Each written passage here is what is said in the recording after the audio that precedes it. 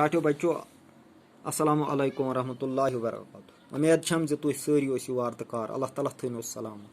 Yemen हालातन मज परेशान कुन हालातन मज सारवो खुद बड़ नियामत इंसानस सेहत जिंदगी याद गस रच कर पन्निस पानुक गस ख्याल थवन गरन मज बिहित गस ज्यादा तवज्जो परनस कुन दिन युथ तुह सह फायदे हासिल करित हेक्यू यम सत तुह याद दुनियास मज ते खुश तो खुशहाल रोजू और आखिरतस मज ते कामयाब सपदू।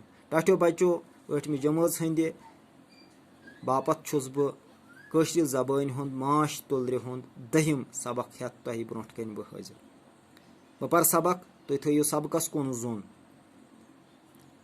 यथ गनस बेहवाल तुलरे खत्म आसन गमस तथ हेकन बे गनचि बेहवाल तुलरे दिन यिथ।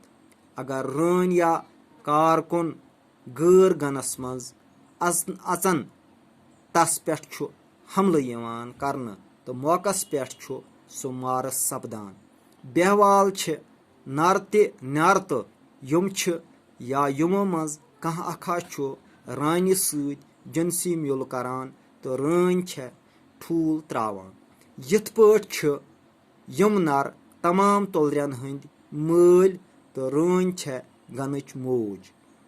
बेहवाल तो यडल आसित ति उहुंद अख फायदे जे यम गनस मज गर्मी पैदा करान। यह अजुक सबक बह कर सबकस मुतलक कह सवाल समझावन बापत जवाब ते वन बह तह सत यथ गनस बेहवाल तुलरे खत्म गसन तथ किथ पट बेहवाल तुलरे मिलान।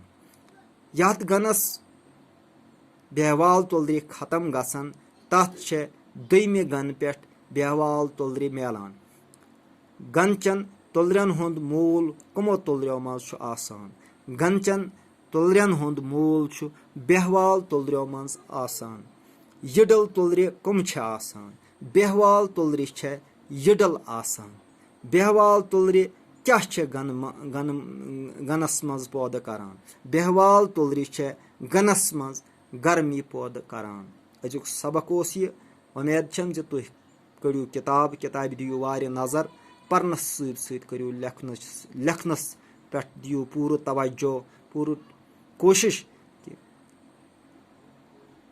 यम सत तह वारिया फायदे हासिल सपदे। वसल।